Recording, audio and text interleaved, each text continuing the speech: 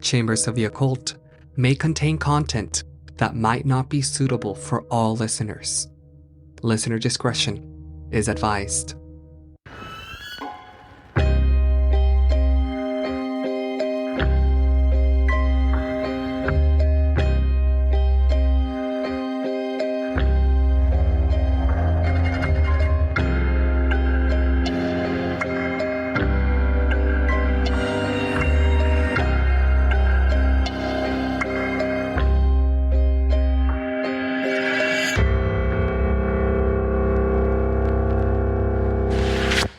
Chambers of the Occult. Old is nonsense. I'm Kai. I'm Jay. No guest for this episode, but we do have Me. I'm Alexis. Yeah, her sabbatical. in Africa. Yeah, studying sex. Yeah. Anyway, thanks for returning. So many listeners bugs and there. Alexis. We got another fun little old news on that episode. So I hope you're ready for a good laugh, because, you know, if you're not, then come back when you're ready. all right. No. Yeah. What's Chuckle. I heard you have some stories for us. I do have some stories. How could I come on to this episode and not have some stories ready? That would be preposterous. Fair. All right. So my first one, it's from the Daily News from New York, New York, Sunday, October 15th, 1933. This one is titled New York is Saved. Sinner Sally's forced to repent. Oh, okay. Sally Rand had to put on her pants to save the morals of New York City. By so doing, the fan dancer also saved the Paramount Theater from a total shutdown. Obeying an edict of Sidney S. Levine, newly appointed license commissioner, she chose a pair of pants which were opaque and non-peekable. Okay. Gotta say covered. Levine, who flayed Miss Rand as indecent in her nudity, was called upon to decide how many inches of pants should comprise her costume behind the billowing fans. Sally, who faces a year in Chicago's newest jail for her fan dancing activities, balked at first, then suggested red flannel bloomers. What is non-peekable material? Non-peekable material. What is non-peekable material? I have no clue. So just know she wore them. I don't know Two how I feel about inspectors that. took front row seats for her appearance. Yeah. They took the front row seats to watch her to make sure she was wearing pants. It's funny. Like damn. in court, that's how there's like the courtroom police there, but they're just there to make sure she's wearing pants. In Chicago, where Sally was hailed into court for displaying too much this'a and that'a, Judge Joseph David remarked that some people would like to put pants on a horse. Yeah, I was gonna be like, yes. And I don't know how that relates, but yeah. All I want, said New York's Mr. Levine, is to put pants on Sally Rand. He was frankly aghast at the sinuosities of Miss Rand and her virtuosity with a pair of feathery fans. Why, he sputtered, I have been in Paris 5 times, and I have never seen anything so indecent as Miss Rand's dance. She's got to put on some proper pants. The commissioner attended a performance at the Paramount. As usual, the customers were hanging out of their seats. I personally attend, he wrote, the Hercules Theater Corporation, 1501 Broadway, operators of the Paramount Theater, and witness the nude performance of Sally Rand. This exhibition by Miss Rand is indecent and immoral and cannot be tolerated by this department. I have been informed that the same actress was convicted and driven out of the city of Chicago. I mean, I'm glad she's finally wearing pants. That's it. But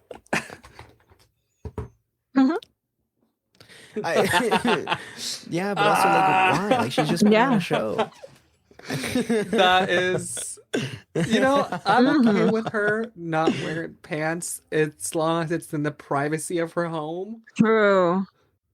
But as soon as like you're out in public, maybe Valid. wear something. Yeah, maybe try not to get, arrested for indecent exposure. It also sounds like it was just her bottom half that she was walking around with, like pants. Probably, yeah. Her legs were too revealing. Well, thank you. Right. Yes, welcome. Alexis, what do you have for us? Thank you. I mean, you could always say something. You don't have to wait for us. I kind of forgot that it was me. I was waiting for one of you guys to say something. All right, cool. So, no. I just wasn't sure if it was me.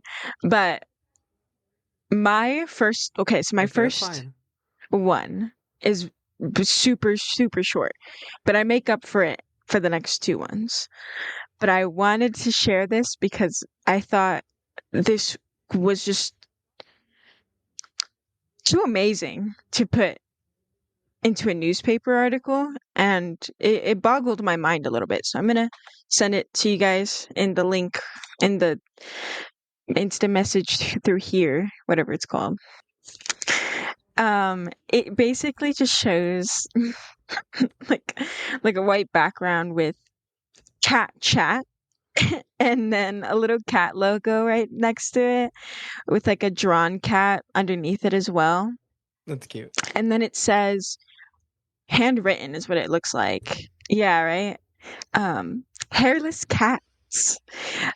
A Canadian owns a tomcat named Prune, who could make history by becoming Big Daddy to a new breed of hairless cats in the next 5 or 6 years, bred for persons allergic to cat dander.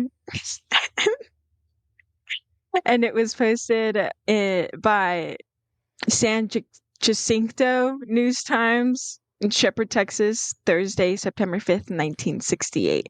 And the fact that it was 1968 too, and this was in the newspaper, I don't know. I just thought it was so fun. They're putting a lot of pressure on this cat. That's all I'm saying. It's a cute little clipping. So I know, for real. They're like, this will be the father. Yeah.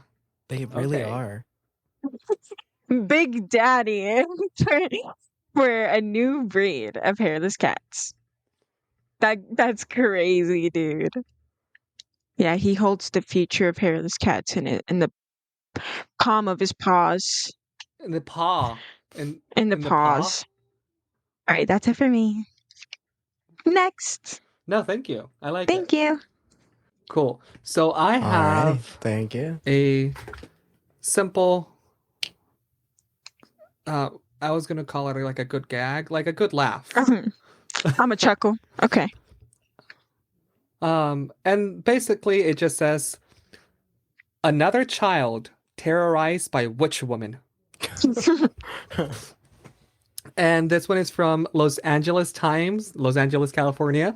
And it says, another child is terrorized by quote unquote witch woman.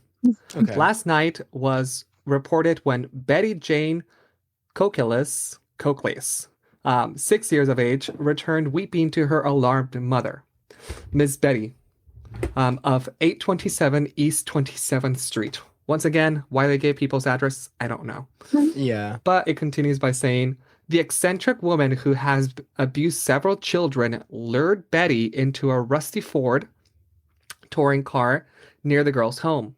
Promises of candy and a ride were a decoy. While driving off, the mystery woman asked Betty if her parents had a bank account.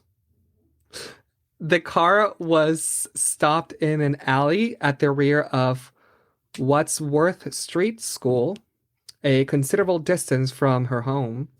There, the quote-unquote witch woman spanked, slapped, and scratched Betty and left her. And that is all. Wait, that is what? all. Wait. That is it. Oh my God. Oh, that is it. And this happened in 1929. What? What? When it was like when he lured her into the rusty van or whatever it was. She did. But I guess she fought back. So, all right. Wait, when was this from again? From Los Angeles Times, Los Angeles, California. And this happened in 1929. Oh, okay. Gotcha. All right. So, for my next article,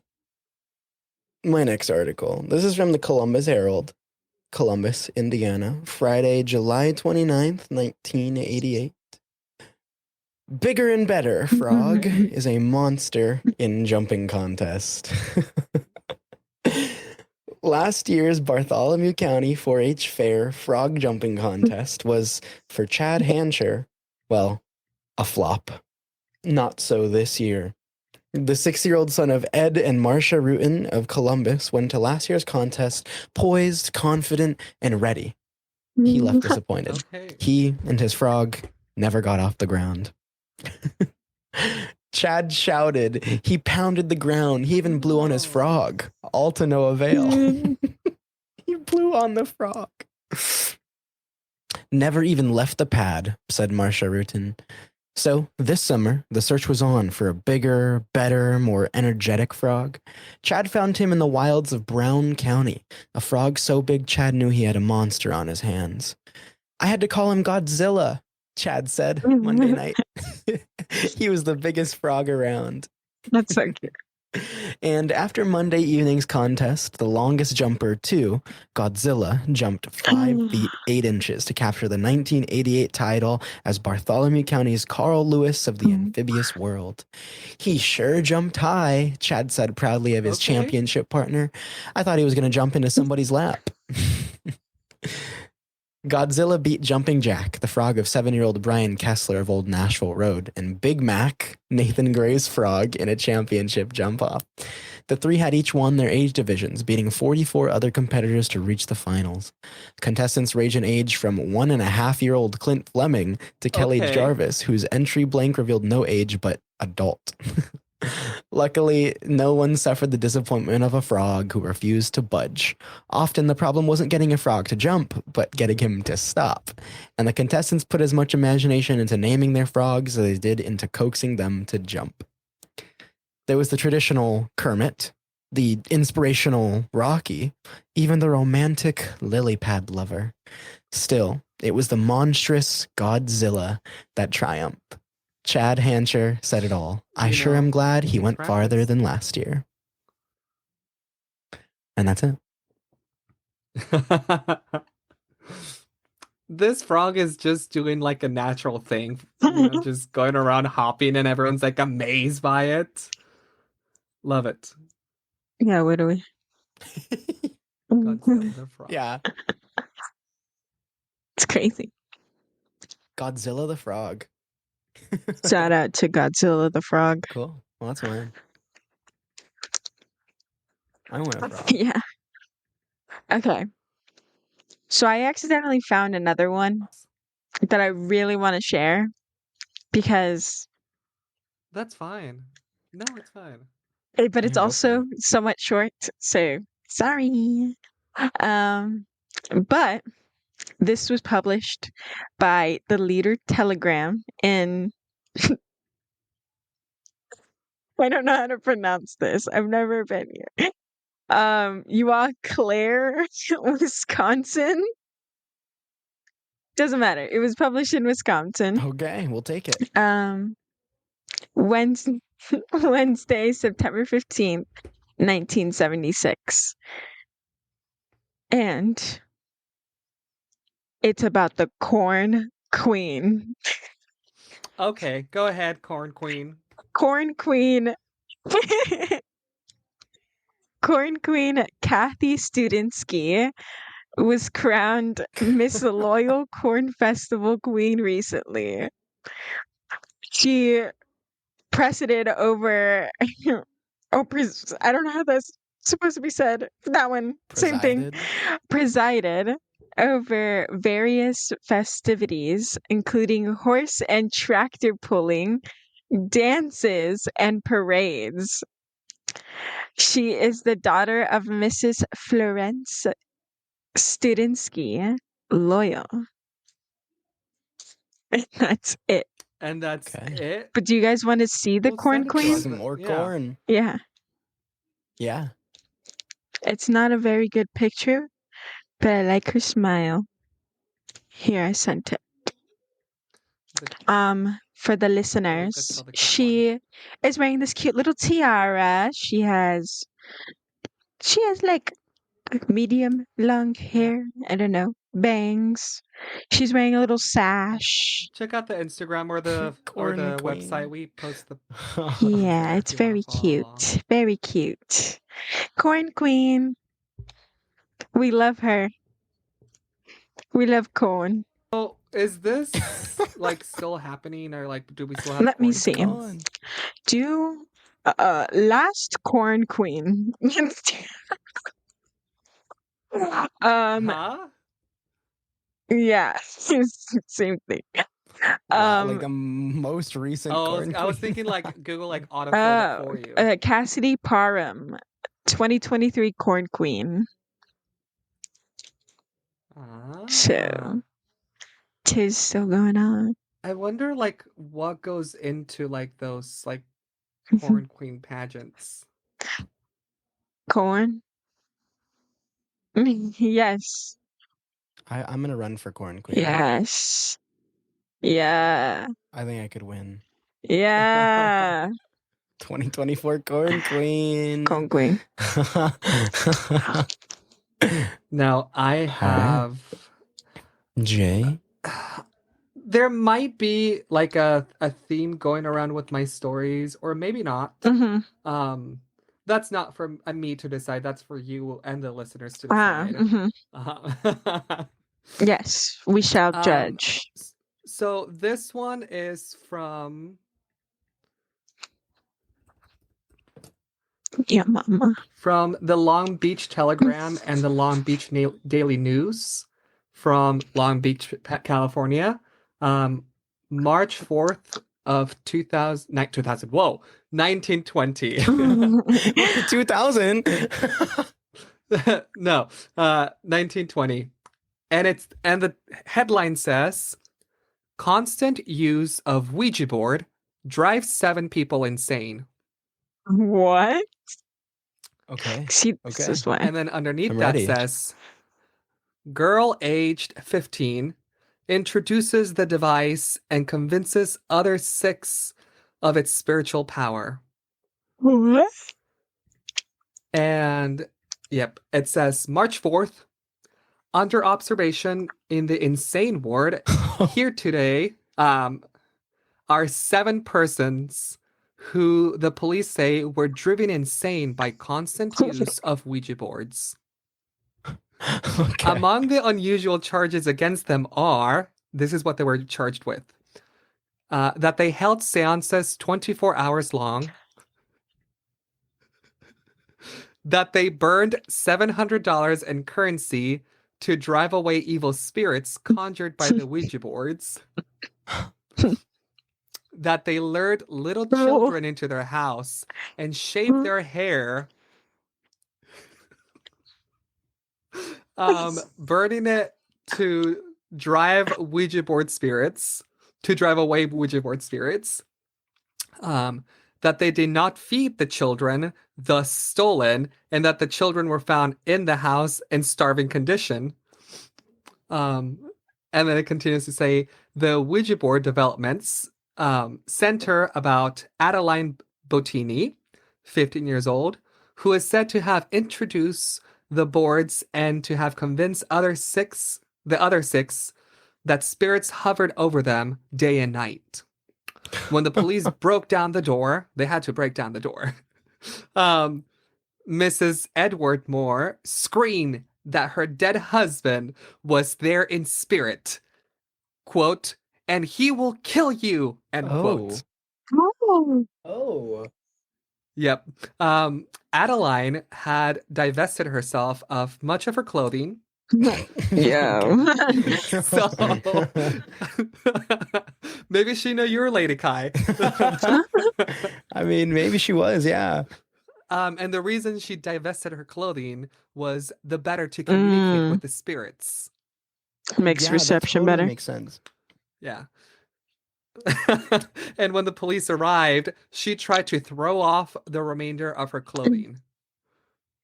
So She was just like, left, nah. when the police showed up, she's like, I'm gonna take this off too. Their raid was made when neighbors complained their children had been stolen. And imagine, like, your kid gets returned shaved.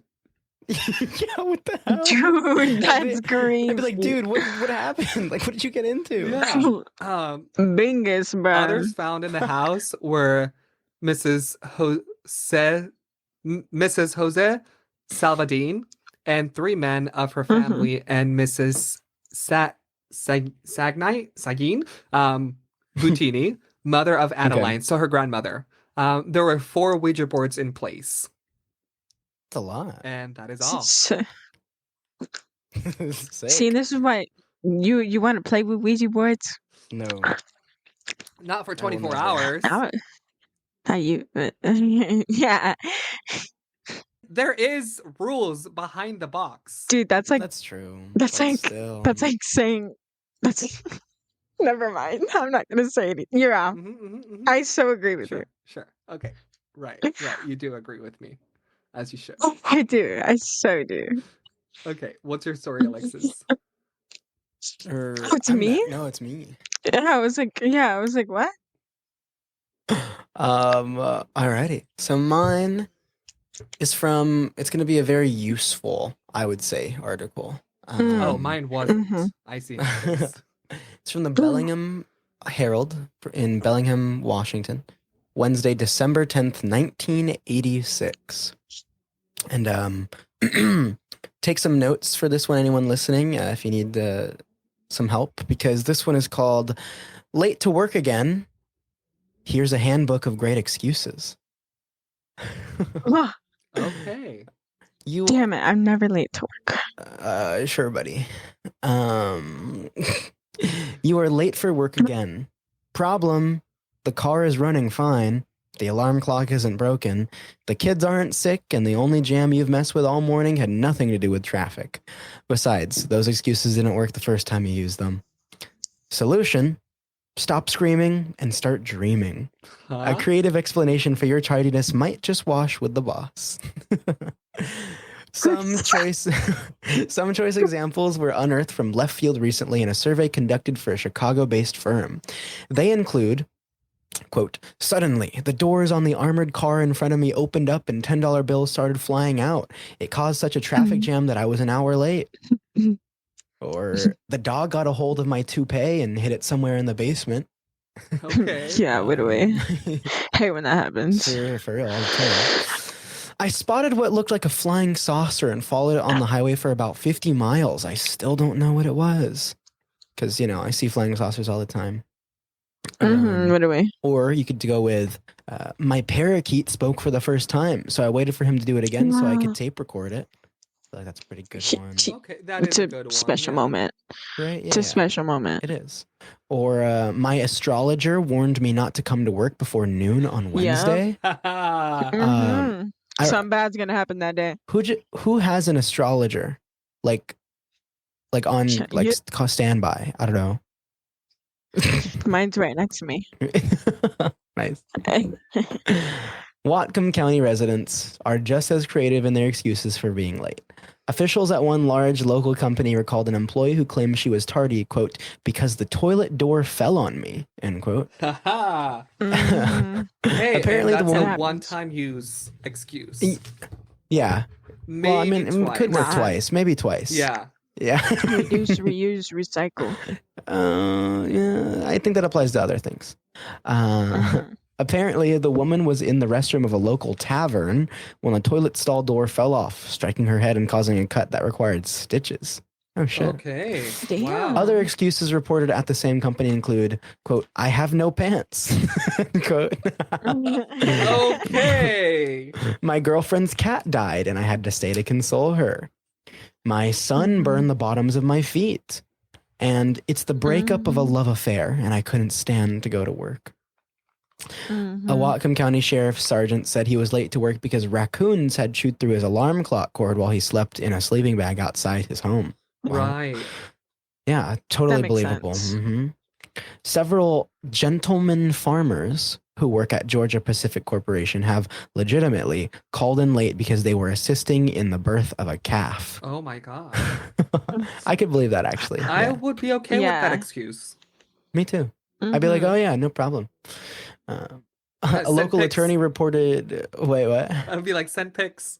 Yeah, like, let me see the baby calf. It's so cute. A local attorney reported getting off the racquetball court early one morning, only to discover that he had forgotten his slacks at home. Bravely donning his sweaty shorts along with his sport coat and dress shoes, he rushed home to retrieve the missing link at the cost of arriving late for work. You do what you Sometimes excuses just don't hold water. Whatcom County Undersheriff Doug Gill recalled the serviceman who left the San Diego, California Naval Air Station on a Tuesday and didn't return until Friday. When asked why he had taken 2 unauthorized days off, the man explained that the mess hall always served fish on Fridays. Since fish had been served on Tuesday that week, he had naturally assumed it was Friday and the start of the weekend. They didn't buy it, Gill said. Oh, that sucks. I would have honestly understood. Whatcom County Sheriff Larry Mount recalled one unlikely excuse that worked when he was serving in the Air Force. A serviceman explained to his superiors that he was late for duty because he ran over some railroad tracks and his gas tank fell off. It was unique, said Mount. We gave him the Late to Work Excuse Award for the year. Yes, as you should have. Yeah. Ran over railroad tracks and his gas tank fell off. Yeah, honestly, pretty unique, kind of believable. Whatever, yeah. The woman in the front office of the Whatcom County Sheriff's Department recalled a number of excuses they have used for being tardy. They include, quote, I got stopped by law enforcement on my way to work. Quote, I had a lot of delicates in the washer and I had to wait until they were done so I could hang them up. And I got a peanut butter craving as I was walking out the door. Okay, that last one is something I would say. Yeah. Oh, I really need some peanut butter right now. Yeah, it's like, whatever. That long, I can it's be a like, little yeah, late. because I had none at home. So then I had to go buy some, and I couldn't carry that in the car, so I had to bring it back home. Exactly. And I had to eat it, and then I had to wash the spoon, and I had to drink some water afterwards. Yeah. And exactly. So yeah. It's not like a one and done. Like, there's steps to it before and after. Exactly. Exactly. Yeah. Takes precision. Another excuse used after a weekend that one front office staffer described as long and fattening was, quote, I couldn't get my skirt zipper and button closed, so I had to iron something else to wear. Okay. Wow, that's what I should use. Oh my God, bro. You are slim as hell, bro. It's never gonna pass. Bruh. And that's why it would be an excuse that they would be like, you know what? We don't believe that, but you're here now. Yeah, pretty much. I'm like 3 hours late. Oh my God. They're like, it took that long? It's like, yeah. Yeah, dude, it broke, and then I had to go buy a new one. And then I had to get it like hemmed and ironed. And I didn't know a seamstress, so I had to Google one. But then none were open, so I had to learn to do it myself. And then... And YouTube videos are not easy. Exactly. What a way. Chronically late sheriff's deputy, George Maston, who once turned back his watch to prove that it was running slow, claims that the art of excuse making is all in the presentation. Quote, always look innocent when making excuses, Maston advised. We are responsible adults, and no one would expect that we would lie, which we would. You have to use a good delivery. I completely agree. You have to lie with confidence. You have to lie with confidence. Yeah. If you're confident, confidence is key. You have to lie with confidence, yes. There are a number of ways you can avoid the appearance of being late. Maston has called in a fake traffic stop on the way to work and then drove like a son of a gun to get there. Oh my God. Another trick of the trade, Maston said, is to ask dispatch to run a check for the registered owner of a car. Any car. So they figure you are busy. That's actually really smart. Yeah. Van Buren said his favorite excuse is that he has a meeting in the morning and he won't be in until 9 a.m. Sometimes they believe it, sometimes they don't, he said. Mount, who also suffers from the chronically late syndrome, has taken to subconsciously setting his clock back a half an hour before appointments. If I get there 15 minutes late by my time, which is really 15 minutes early, he said. That's something I should do, actually. That's not bad, but it sucks that everything's like automatic now. Yeah. That was kind of smart. I don't know. A war of attrition also can be effective. Masson said he has given up making excuses, quote, because they just know I'm going to be late, end quote. A local government employee found a surefire way to avoid being late. The employee was verbally reprimanded on several occasions after 17 late arrivals in 2 months. Whoa. That's a lot. When informed that another tardy entrance would result in a written reprimand and perhaps dismissal, the employee replied, I'd better quit. I can't make it. And did he? The end. Do you know if he did? I don't know. Probably. Dude. It's a mystery. We'll never know. This people. Like, how will they know? The fact that, okay, a lot of these ones are like a one-time use, and a few of them are more common than others. No, I'm going to use these every day. Oh, you every single day you had a peanut butter craving? I'm 100% using the I spotted what looked like a flying saucer and followed on the highway for about 50 miles. Dude. Yeah. It was crazy. 100% using that. I saw it come from space. That's great.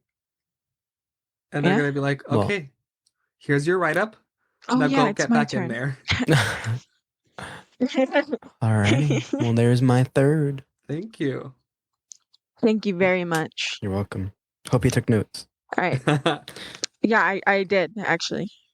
Gonna use those in the future. I got 6 hours to use. Anyways. Whoa. You want to say that off record, though. I'm kidding. Yeah, that was off. Cut it out. All right. So this one was posted by Des Moines Tribune in Des Moines, Iowa on Tuesday, April 27th, 1965. Okay. And you guys want to know what happened on this day? Yes. April 27th, 1965. There was something exciting. There was a menace. A menace? Shall I say, a goofball menace. So like me, pretty much? This is about... This article is called The Growing Goofball Menace. Quote, Bennies, Dexies, and co-pilots all have one thing in common. They are all pills that were manufactured for a legitimate purpose, but have become a menace through misuse. The purchase of goofballs is virtually uncontrolled when compared to other drugs classified as narcotic. Yet the goofball can lead to the same terrifying ends: addiction, crime, and sometimes even insanity. Beginning Wednesday in the Des Moines Tribune, Theodore Berland brings you the shocking story of this growing American problem. Don't miss this important 3-part series. Order. No way. You guys order home delivery today. Okay. And contact your local representative. And that's it. Okay. Now, I'm going to wrap it up with one more story. Yeah. And this is not from the US. We're actually going to Australia. Okay. This is a newspaper clipping from Australia. Aussie. It's from the Sydney Morning Herald from Sydney, New South Wales. And this is from February 24th, 1947. And, you know, I'm sure you would want to read this as well, because it says, Shark loses to dolphins. Damn. And it continues by saying, 3,000 people at Avalon Beach yesterday watched a fight between a large shark and 2 dolphins, in which the shark had the worst of the encounter. The dolphins drove the shark in towards the beach and attempted to tear strips of flesh from it in a struggle which lasted nearly half an hour. Yeah. During the fight, onlookers were thrilled as they saw the dolphins leap clear of the water and then fall back with great splashes. Soon after lunch, the shark alarm was sounded and about 400 surfers rushed from the water. They saw a large shark swimming towards the beach with 2 dolphins closely pursuing it. The fight took place less than 200 feet away from the beach. Finally, the shark headed out to the sea, still pursued by the dolphins.